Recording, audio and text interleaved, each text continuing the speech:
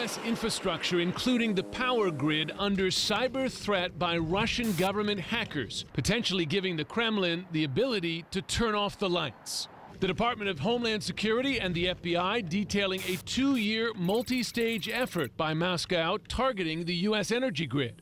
The hackers first gained access to small energy-related companies, planting malware that allowed them to move into larger networks. Once inside the energy suppliers, the Russians collected information on the facility's control systems, attempting to acquire the ability to turn those systems off. They're identifying targets, they're positioning malware so they could pull the trigger when they wanted to. But they're also sending the United States a message. We are in position to cause harm if we wanted to do it. And so you, the U.S., should be a little more careful. The Russians targeted other crucial sectors as well, including nuclear power, water, aviation, and manufacturing. Experts see the intrusion as a possible precursor to an unprecedented Russian cyber attack that could, in the event of war, devastate the U.S.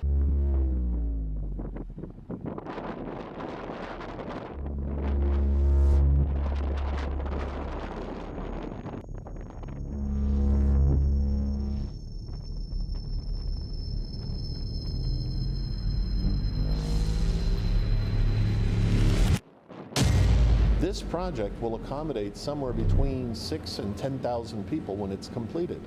It's a city. It's going to be the largest survival community on the planet.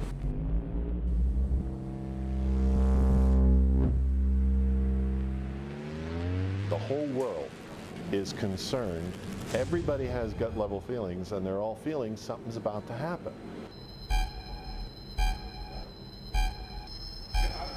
So our buyers are people that are aware. They're not paranoid, they're aware.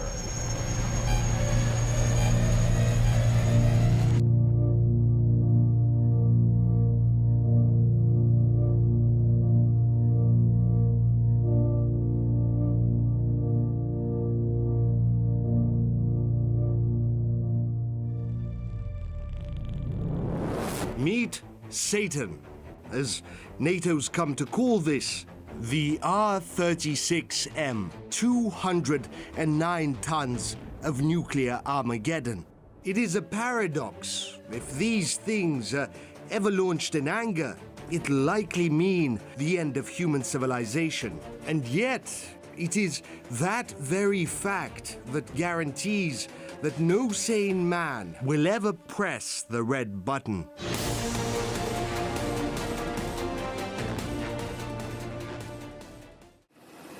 We're traveling inside eastern Syria on an exclusive trip with U.S. Special Forces.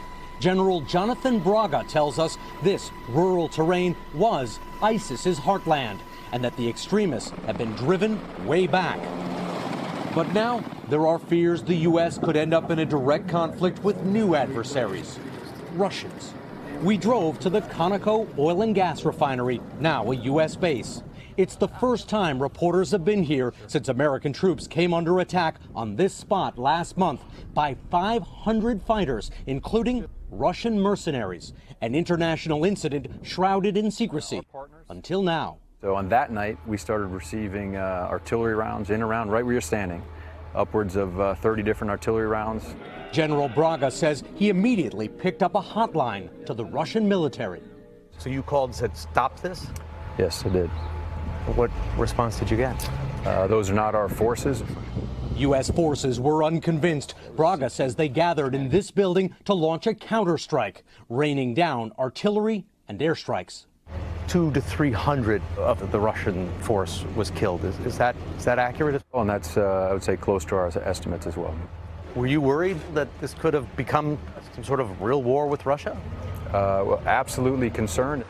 U.S. military officials tell NBC News the Russian mercenaries were from the Wagner Group, a shadowy security firm linked to Yevgeny Prigozhin, a powerful oligarch known as Putin's chef. The U.S. captured intercepts of the mercenaries' communications, complaining about their heavy losses.